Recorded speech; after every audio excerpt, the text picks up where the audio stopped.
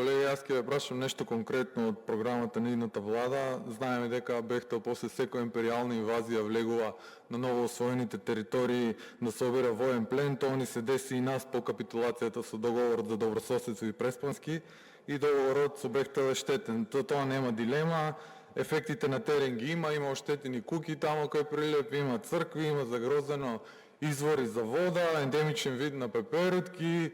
Тамо кај што треба се копа мермер, тампон се копа мермер, има ваги за продавање и така натаму, но тоа што не е јасно на јавноста е постојаното ретерирање на ВМРО да помине по ова прашање.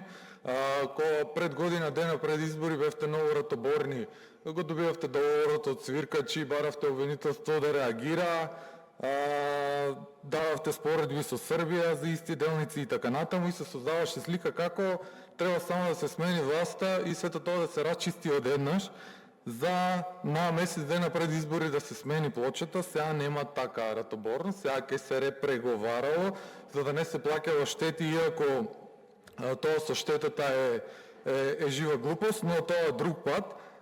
За сега да добиваме програма во која што нема ни Р од репреговарање.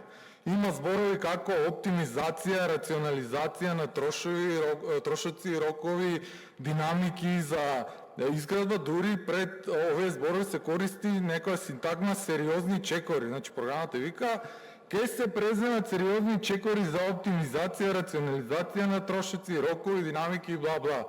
Врска нема, и на се тоа ако се додаде дека локалниот инспектор за животна средина во Прилеп месец и пол го крие извештајот од вонредниот инспекцијски надзор, да не се лажеме, локалниот инспектор за животна средина е многу битен, затоа што Велешка топилница беше затворена со решение на инспектор за за животна средина локален. Сега, ако се имало предвид дека месец и пол се крие извештајот, мене јасно ми е дека ќе свиткате џам под вода по ова прашање, дека си легнавте на брашното, но сакам да ми кажете конкретно што ќе правите по однос на коридорите 8 и 10.